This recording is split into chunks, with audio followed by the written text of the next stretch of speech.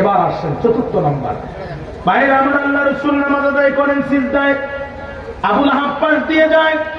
আবু লাহাবের প্রতিবেশী উকবা বিন আবি মুঈনকে নির্দেশ দেয়, রে উকবা, মুহাম্মদ তো নামাজ পড়ে সিজদায়, ওই উটের পচা নাড়ি বুড়িটিকে তার মাথার উপরে চাপায় দেয়া যায়। আবু লাহাবের নির্দেশ পাওয়ার পরে উকবা বিন আবি মুঈন উটের নাড়ি বুড়ি নিয়ে রাসূলুল্লাহর মাথার উপরে চাপায় দিল। যখন আল্লাহ রাসূলের নিঃশ্বাস বন্ধ হয়ে আসলো, তখন ফাতিমা রাদিয়াল্লাহু তাআলা আনহা দূর থেকে এই দৃশ্য দেখার পরে দৌড় দিয়ে উটের নাড়ি বুড়ি তুলে নিলেন। যখন আল্লাহ রাসূল সিজদা থেকে উঠে বসলেন, তখন সেখানের আবু লাহাবরা নবীজির মাথার উপরে উটের নাড়ি বুড়ি চাপায় দিত। আজকের আবু লাহাবরা নবীর উত্তরসূরিদের মাথার উপরে মামলা চাপায়া দেয়। কথা বলেন না কেন? হাজী সাহেব মক্কায় মামলা হয় বাংলায়, হাজী সাহেব কোথায় মামলা হয়? কোথায়? হাজী সাহেব কবরে মামলা হয় উপরে। 10 বছর আগে হাজী সাহেব কবরে, 10 বছর পরে হাজী সাহেবের নামে মামলা হয়েছে উপরে। চাচি আম্মা বুড়ি মানুষ লাঠি নিয়ে এক থানায় যেয়ে বলে, বাবা ওসি, বড় বিপদে পড়ে এসেছি, নিজের কানে শুনেছি তোমার চাচার নামে নাকি মামলা হয়েছে, বাবা জানতে চাই তোমার চাচা কি করেছে। ওসি সাহেব, চাচি আম্মা, চাচায় বড় দুষ্ট মানুষ, আমার থানার সামনে ককটেল হামলা করেছে। বাবা এই ঘটনা কবে ঘটেছে? ওই গতকাল রাত 8:30টার সময় ঘটেছে। তোমার চাচা তো 10 বছর আগেই কবরে গেছে। কথা বল না। এই বুড়া তো মরার পরেও জ্বালানো বন্ধ করলো না। এই বুড়ার সাথে আমি বুড়ির মহব্বতটা এত গভীর ছিল, আমি মেয়েদের বাড়িতে যেতাম যখন বুড়ায় টেলিফোন করতো, তখন ওরে বুড়ি, যত রাত হোক বাড়িতে আসো তাড়াতাড়ি, তোমার সারা কেমনে থাকতে পারি। এই মহব্বতের বুড়া আমার একটা দিনও মেয়েদের বাড়িতে থাকতে দিত না।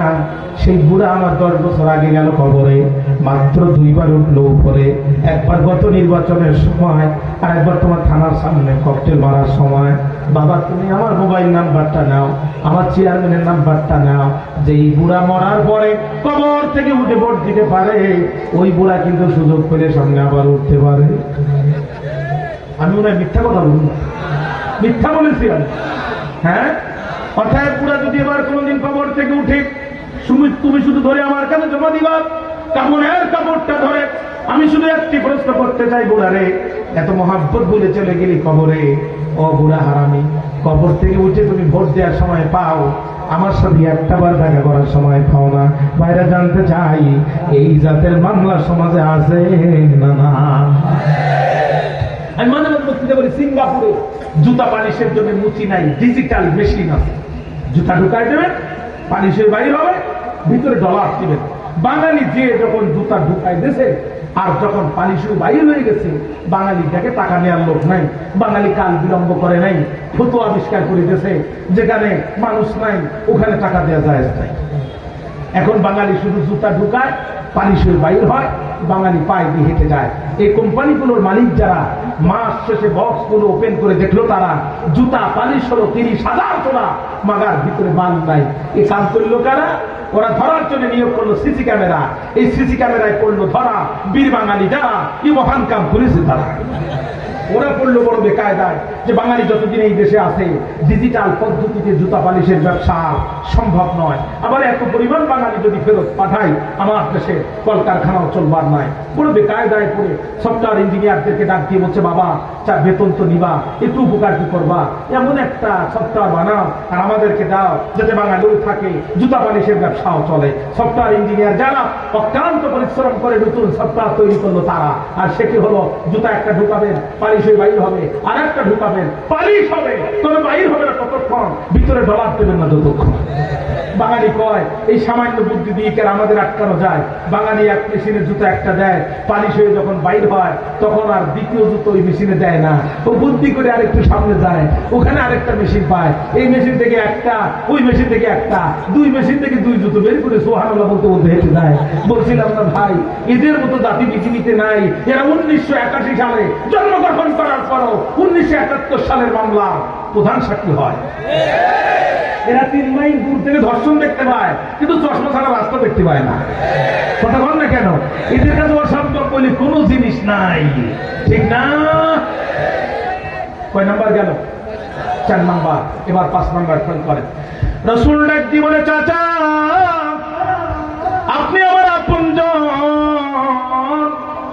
কথায় কালেমা পড়ে মুসলমান হন। এখন আল্লাহর নবীকে ডাক দিয়া বলা, ভাতিজা আনা সাহিবুল কিনতার, আমি মক্কার ফাইন্যান্স মিনিস্টার, 2টা মন্ত্রণালয়ের রানিং মন্ত্রী আমি। আমার মুখের কথা অনেক দামি, তবে আমি যদি ইসলাম গ্রহণ করি আমি কি পাবো? রাসূল ডাক দিয়ে বললেন, চাচা কালেমা পড়ার সঙ্গে সঙ্গে জীবনের গুনাহগুলো আর আল্লাহ মাফ করে দিবে। ও ভাতিজা আর কি পাবো? আমার সাহাবী আবার মর্যাদা পাবেন। ও ভাতিজা আর কি পাবো? আমি কথা দিলাম আমার হাতে হাউজে কাউসারে পানি আপনি খাবেন। ও ভাতিজা আর কি পাবো? আরশ মহল্লার নিচে ছায়া পাবেন। ও ভাতিজা আর কি পাবো? বীজদের গতিতে পৌঁছে পার হবেন। ও ভাতিজা আর কি পাবো? আমি মুহাম্মদ আপনার সুপারিশের দায়িত্ব নেব। সুবহানাল্লাহ বললেন না? আবু লাহাব বুঝাতে যাচ্ছে বারবার, ও ভাতিজা আমি তো বর্তমান 2টা মন্ত্রণালয়ের রানিং মন্ত্রী, আমি যদি ইসলাম গ্রহণ করি প্রধানমন্ত্রী হব কিনা তুমি সেই কথা বলো। কথা বল না। কিন্তু আল্লাহর নবী যখন ওই কথা বললেন না, আবু লাহাব ক্ষিপ্ত হয়ে গেল। আবু লাহাব বলল, তাব্বান লিহাযাদ দ্বীন আন আকুনা ওয়া হাউলাই সাওয়া, ওই ধর্ম ধ্বংস হয়ে যাক যেই ধর্মে একজন সাধারণ মন্ত্রীর মর্যাদা, একজন সাধারণ মানুষের মর্যাদা আর আমার মতো একজন দামি মন্ত্রীর মর্যাদা সমান, ওই ধর্ম ধ্বংস হয়ে যাক। আপনারা মনে করেন না যে সমাজের আবু লাহাবরা ইসলাম বোঝে না। এরা যে ইসলাম আমাদের থেকে ভালো বোঝে এটা আমরাই বুঝি না। ওরা জানে কমিউনিজম নিজের দেশে আত্মহত্যা করে মারা গেছে, ন্যাশনালিজম ব্যর্থ হয়েছে, সেকুলারিজম শান্তি প্রতিষ্ঠার নামে গোটা পৃথিবী আজকে যুদ্ধক্ষেত্র বানায়েছে। কথা বলেন না কেন? অথবা ওরা জানে কমিউনিজম ব্যর্থ, সেকুলারিজম ব্যর্থ, ন্যাশনালিজম ব্যর্থ, মানব রচিত সমস্ত জীবন ব্যবস্থা মানুষকে শান্তি দিতে ব্যর্থ হয়েছে। অতএব শান্তি যদি পেতে হয় ইসলাম ছাড়া বিকল্প কিছু পৃথিবীতে নাই। আগামীর পৃথিবী ইসলামের পৃথিবী, আগামীর পৃথিবী কোরআনের পৃথিবী, আগামীর বাংলাদেশ ইসলামের বাংলাদেশ, আগামীর বাংলাদেশ আর কোরআনের বাংলাদেশ। এটা ওরা জানে, এটা ওরা বুঝে, এটা ওরা মনে মনে বিশ্বাস করে। তারপরও দুনিয়ার সামান্য মেম্বারি, সামান্য চেয়ারম্যানি, সামান্য নেতৃত্ব, সামান্য কর্তৃত্বের জন্য মুসলমানের সন্তান হয়ে আইডি কার্ডে মুসলিম নাম ব্যবহার করে রাজপথে ইসলামের প্রয়োজনে বিশ্বনবীর অপমানে একটিবার নারায়ে তাকবীরের আওয়াজ দিতে চায় না যারা, পুরো সত্যবাদী আবু লাহাব তারা।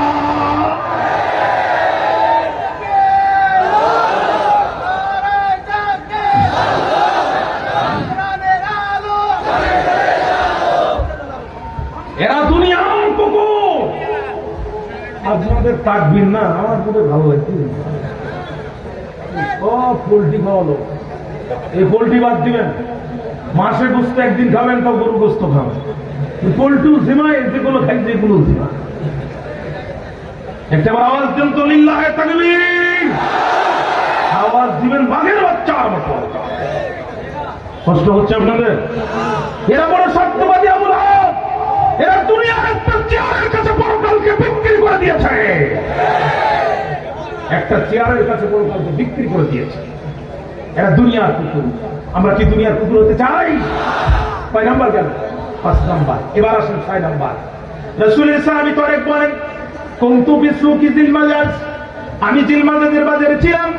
এমন সময় দেখলাম একটা মিষ্টি ভাষী, মধুর হাসি একজন মানুষ মানুষকে দাওয়াত দিচ্ছে, ইয়া আইয়ুহান নাস বলো লা ইলাহা ইল্লাল্লাহ তুফলিহুন।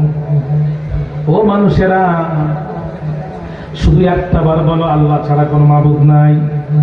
আমি আব্দুল্লাহর বেটা মুহাম্মদ কথা দিলাম তোমাদের কোনো ভয় নাই। আমি মুহাম্মদ কথা দিলাম তোমরা হবে সফলকাম। নবী সাহাবী তারেক বলেন, আমি দেখলাম এই মহান মানুষটি যখন দাওয়াত দিচ্ছে পিছন দিক থেকে তাকে একজন ধাক্কা দিচ্ছে। আমি বললাম, ও জিলমাজাজের ব্যবসায়ীরা আসল যারা শোনো তারা, এই 2 জন মানুষ কারা? তখন বলেছিল তারা প্রথমজন মানুষদেরকে দাওয়াত দিচ্ছেন যিনি হুয়া মুহাম্মদ ইয়াজামু আন্নাহু নবী, তার নাম মুহাম্মদ, তার দাবি যে সে আল্লাহর নবী। আর পিছন দিক থেকে ধাক্কা দিচ্ছে যে ওহুয়া আম্মুহু, তার নিজের চাচা আবু লাহাব, সে ইয়াজামু আন্নাহু কাযযাব, তার দাবি সে মিথ্যাবাদী। ভাইরা আমার, নবী সাহাবী তারেক বলেন, আমি লক্ষ্য করে দেখলাম আবু লাহাবের এক একটি ধাক্কায় আল্লাহ রসুল, আবু লাহাবের এক একটি ধাক্কায় আল্লাহ রসুল পড়ে যাচ্ছেন, রসুলের পা ফেটে রক্ত বাইর হয়ে যাচ্ছে। নবীজির রক্ত নিজের হাতে ছড়ায় ছিল যে আবু লাহাব ছিল সে, নবীর উত্তরসূরিদের রক্ত নিজের হাতে ছড়ায় যারা এই জাতির আবু লাহাব তারা। ঠিক না? কথা বলেন না কেন প্রিয় ভাইরা? যাদের নামে বাংলাদেশের কোন জায়গায় একটি জিডি পর্যন্ত ছিল না, 50টি বছর যিনি কোরআনের তাফসীর করেছেন, আমার কাঁধে এই যে কাপড়টা দেখেন মাত্র 200 টাকা দিয়ে বাজার থেকে কেনা, আল্লামা সাইদির গলায় আজীবন যে কালো কাপড় দেখেছেন, এটা পৃথিবীর কোন মার্কেটের কাপড় না। সৌদি বাচ্চা তাকে দাওয়াত নিয়ে যে খানায় কাবার কাপড় কেটে তার গলার মধ্যে ঝুলাই দিয়েছেন। বাংলাদেশের 2 জন মানুষ কাবা শরীফের ভিতরে ঢুকে আল্লাহকে সিজদা দেওয়ার সুযোগ পেয়েছে। তার মধ্যে 1 নাম্বার হচ্ছে বিশ্ববরণ্য মুফাসসির কোরআন আল্লামা দেলোয়ার হোসেন সাইদি রাহমাহুল্লাহ। এই মানুষটির নামে সারা বাংলাদেশে মিথ্যা মামলা দিয়া তামাম জীবন তিনি ইসলামকে উজ্জীবিত করার জন্য জীবন যৌবনকে কোরবানি করে দিয়েছেন, তার নামে ধর্মীয় অনুভূতিতে আঘাত দেওয়ার মামলায় গ্রেফতার করে এরপরে মামলা সাজায় 13টি বছর কারাগারে রাখার পরও বাতিলের কলিজা ঠান্ডা হয়নি। পিছনের দরজা দিয়ে তাকে ইনজেকশন পুশ করে হত্যা করা হয়েছে। অর্থাৎ নামে নবী রাসূলের উত্তরসূরিদের রক্ত নিজের হাতে ধরায় যারা, এ জাতি 6 নম্বরের আবু লাহাব তারা। আমার কথা কি পর্যন্ত বুঝতে কোনো কষ্ট হয়েছে আপনাদের? আয়াতে কারিমা নাজিল হয়ে গেল, আবু লাহাবের সাথে রাসূলের 4টা সম্পর্ক ছিল। জোরে বলেন কয়টা? একটু চিৎকার দিয়ে বলেন কয়টা? 1 নম্বর আপন চাচা। 1 নম্বর কি? আরে কথা কয় না। 1 নম্বর কি? নবীর দাদা মুত্তালিবের নিজের সন্তান, নবীর বাবা আব্দুল্লাহর আপন সহোদর ভাই, সম্পর্কে নবীজির আপন চাচা হয়। 1 নম্বর আপন চাচা। 2 নম্বর নবীর জন্মে বেশি খুশি। ভাইরা আমার, আল্লাহ রসুল জন্মগ্রহণ করেছিলেন যেই দিন রসুলের মায়ের মাথার কাছে ডিউটি দিয়েছিলেন দাসী সুহায়বা, সেই দিন আল্লাহ রসুল হওয়ার পরে দাসী সুহায়বা রাদিয়াল্লাহু তাআলা আনহা সর্বপ্রথম নবীজিকে তার বুকের দুধ পান করেন। দাসী সুহায়বা আনন্দে দৌড় দিয়ে আবু লাহাবের ঘরের সামনে দিয়ে ডাক দেয়ার বলে, নেতা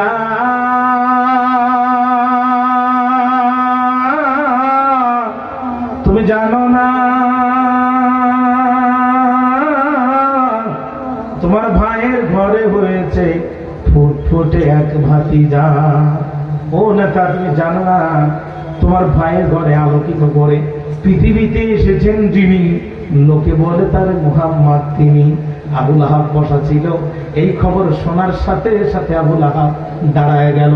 পৃথিবীর মানুষেরা মনে করে এটাই আবু লাহাবের জীবনের প্রথম এবং শেষ ভালো কাজ ছিল। আবু লাহাব দাঁড়ায় বলে, দাসী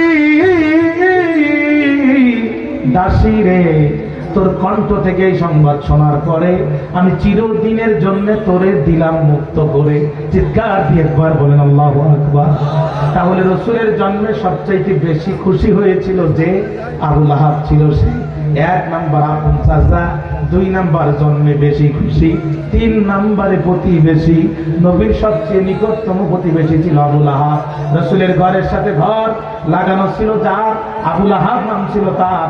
মাঝখানে পার্থক্য ছিল শুধু একটি জিদার। জিদার আরবি শব্দ, যার বাংলা অর্থ হচ্ছে দেয়াল। প্রতিবেশী বড় ভালো জিনিস যদি ভালো হয়, প্রতিবেশী বড় ভয়ঙ্কর যদি বাটপার হয়। পানির প্রয়োজন হয় যখন, তখন পানি আটকায় দেয়, যখন পানির দরকার নাই তখন বন্যা দিয়ে ভাসায় দেয়। জানতে চাই এই জাতের প্রতিবেশী সমাজে আছে না? না, কথা বলেন। ভারত বাংলাদেশের 1 নম্বর শত্রু। ভারতকে যারা শত্রু না মনে করে তারাই দেশের শত্রু। ভারত তার 5টা গোলাম সরকার দিয়ে 18 বছর এই জাতির উপরে ক্রস ফায়ারের খড়গ চালিয়েছে। ঘুমন্ত আলেমকে সন্তানের কোল থেকে তুলে নিয়ে ভারত ক্রস ফায়ার দিয়েছে। ভারত পিলখানায় আমার পিডিআর বাহিনীকে হত্যা করে ভঙ্গ করে দিয়েছে। ভারত তার প্রয়োজনে আমার দেশের কোটি কোটি টাকা খরচ করে ট্রানজিটের রাস্তা তৈরি করে নিয়েছে। ভারত তার পোষা সরকারের কাছে গোপন চুক্তি করেছে। ভারতের চক্রান্তে আল্লামা সাঈদীর বিরুদ্ধে মামলা হয়েছে। হয়েছে, ভারতের চক্রান্ত আল্লামা সাঈদীকে 13টি বছর কারাগারে রাখা হয়েছে, ভারতের চক্রান্তের পিছনে দরজা দিয়ে আল্লামা সাঈদীকে ফাঁসি দেওয়া হয়েছে, ভারতের চক্রান্ত আল্লামা মামুনুল হককে বেইজ্জতি করা হয়েছে, ভারতের চক্রান্ত ডক্টর মিজান আতাউরকে দেশছাড়া করা হয়েছিল। অতএব এই ভারতকে যারা বন্ধু মনে করে তারা এই দেশের শত্রু।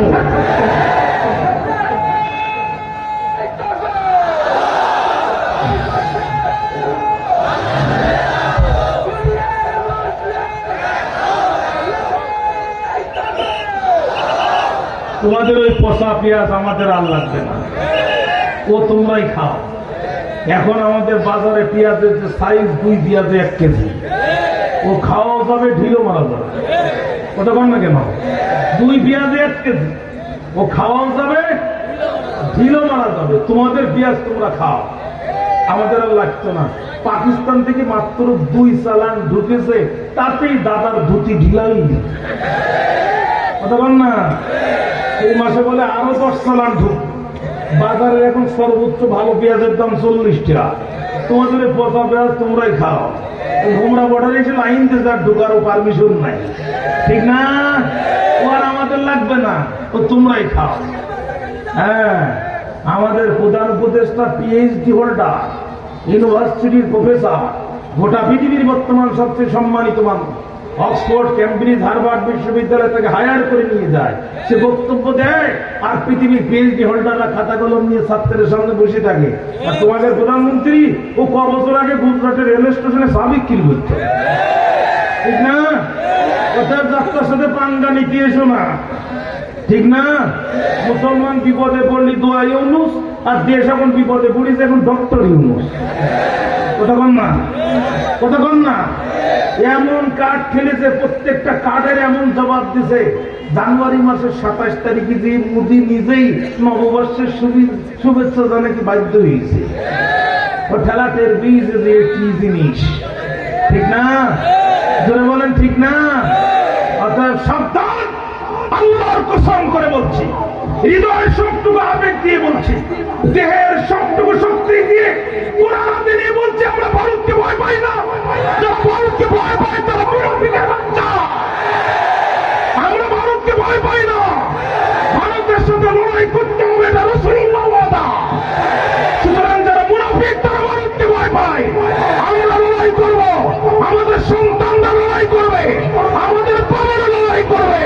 ভারতের গোলাম হতে চাই না, আল্লাহর গোলাম হতে চাই। তারা রাজি আছেন, সিংহের মতো হাত করে দেখা।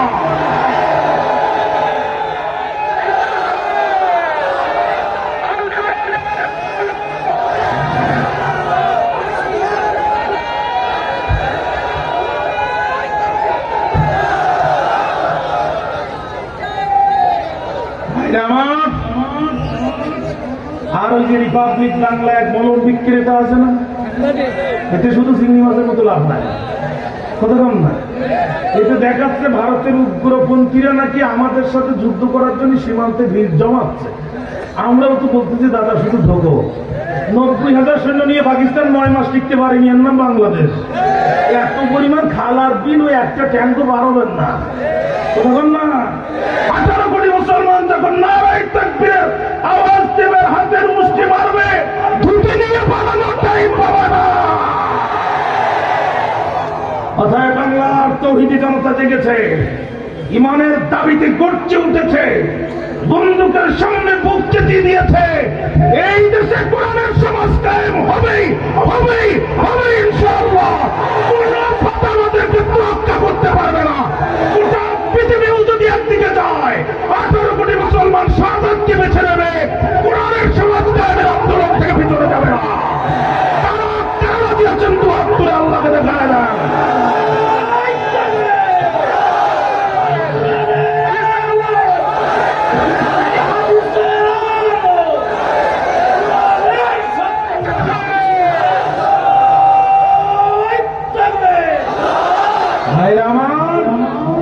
স্টেজে কাঠের পুতুল নাচে, কাঠের পুতুলের পাওয়ার ক্ষমতা নাই স্টেজে নাচবে, ঠিক না? ওই রশি থাকে স্টেজের পিছনে, ওখান থেকে টান মারে যেমন, স্টেজে ড্যান্স করে তেমন আমার দেশের কিছু রাজনীতিবিদ, কিছু বুদ্ধিজীবী, কিছু বিশ্ববিদ্যালয়ের শিক্ষকের দড়ি হচ্ছে ভারতের দিল্লিতে। আল্লাহর কসম, দিল্লির কোন পুতুলকে এই দেশে নাচতে দেওয়া হবে না। বাংলাদেশের বিপক্ষে দিল্লির পক্ষে যেই জিহ্বা উচ্চারিত হবে, জিহ্বাটা দিয়ে পায়ের তলে ফেলা হতে হবে। এই দেশে আমরা ভারতের গোলামিকে আর প্রাধান্য দিতে চাই না। কোরআন বুকে নিয়ে দুর্বার গতিতে সামনে এগিয়ে যেতে চাই। রাজি আছেন না? আবুল আহাবের সাথে নবীর সম্পর্ক ছিল চারটা। জোরে বলেন কয়টা? 1 নাম্বার আপন চাচা, 2 নাম্বার জন্মে বেশি খুশি, 3 নাম্বার নিকটতম প্রতিবেশী, 4 নাম্বার হচ্ছে ডবল বিআই। 4 নাম্বার কি?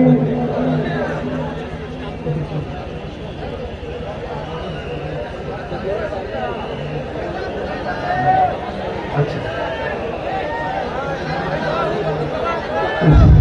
মাইক তো গান শেষ করে গেছে। টান দিয়ে সাইডের মতো হয় ধোয়া দিলেন না, মাইক গান শেষ করে গেছে।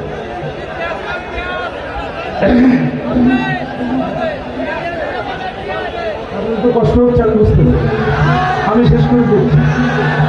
ও মাত্র ঘুম থেকে উঠলেন না? আচ্ছা ঠিক আছে, চলেন সামনে যাই। খেয়াল করেন, 1 নাম্বার আপন চাচা, 2 নাম্বার জন্মে বেশি খুশি, 3 নাম্বার প্রতিবেশী, 4 নাম্বার ডবল বিআই। 4 নাম্বার কি? তাফসীরের নাম তাফসীরে রুহুল মানি। আল্লামা শিহাবুদ্দিন মাহমুদ আলসী রহমাতুল্লাহ আলাইহি বলেন, কানা লি আবি লাহাবিন সালাসাতু আবনাই ওয়া হুম উতবা ওয়া মাতাআব ওয়া মুতাইবা। আবু লাহাবের 3টা সন্তান, প্রথমটার নাম উতবা, মৃতটার নাম মাতাব, সর্বকনিষ্ঠ যেটা সেটার নাম উতাইবা। এই উতবা এবং উতাইবার সাথে আল্লাহ রাসূল তার 2টা কন্যাকে বিয়ে দিয়েছিলেন, উম্মে কুলসুম আর রুকাইয়াকে। সম্পর্কে আবু লাহাব নবীর ডবল বিআই। ডিএসএ কতিয়ান্দা বলে, তাহলে আল্লাহ রাসূলের পরে আবু লাহাব ইসলামের প্রথম খলিফা হওয়ার দরকার ছিল। কিন্তু ইন্নাকা লা তাহদি মান আহবাবতা, আল্লাহ যারা চাইবে না, রাসূলের গৃহে ঘর থাকলেও হেদায়েত তার কপালে জুটবে না। ওর থেকে আমাদের তকদির অনেক ভালো। এত পরে জন্মগ্রহণ করার পরও আমরা আমাদের রাসূলের প্রতি ঈমান আনার সুযোগ পেয়েছি। জোরে করেন আলহামদুলিল্লাহ।